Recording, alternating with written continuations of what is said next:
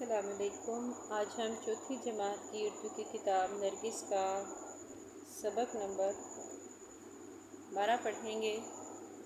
اس کا نام ہے برسات اور یہ نظم ہے۔ اس کے کچھ خاص الفاظ ہیں: آہٹ، سنسناہٹ، چٹیل، عجب، بن۔ وہ دیکھو اٹھی کالی کالی گھٹا، ہے چاروں طرف چھانے والی گھٹا، گھٹا کے جو آنے کی آہٹ ہوئی، ہوا میں بھی ایک سنسناہٹ ہوئی۔ گھٹا آن کر می جو برسا گئی، تو بے جان مٹی میں بھی جان آ گئی۔ زمیں سبزے سے لہلہانے لگی، کسانوں کی محنت ٹھکانے لگی۔ جڑی بوٹیاں پیڑ آئے نکل، عجب بیل پتے، عجب پھول پھل۔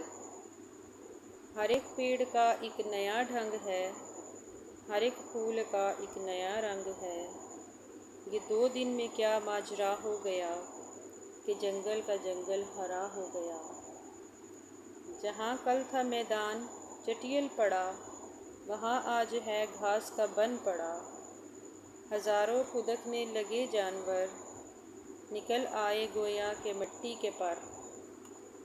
یہ نظم اسماعیل میرٹھی کی ہے۔ اس میں انہوں نے بارش کا ماحول بتایا ہوا ہے کہ جب بادل آتے ہیں، بارش آتی ہے، ہر طرف بادل پھیل جاتے ہیں، اور اس کے بعد جب بارش ہوتی ہے تو ہر چیز سرسبز اور خوشگوار ہو جاتی ہے، مٹی میں بھی جان آ جاتی ہے، اور سبزہ پودے گھاس وغیرہ سب کچھ تر و تازہ ہو جاتے ہیں، اور ایسے لگتا ہے کہ جیسے سارا جنگل اور ساری زمین و میدان جو ہے سب بالکل تر و تازہ ہو گیا۔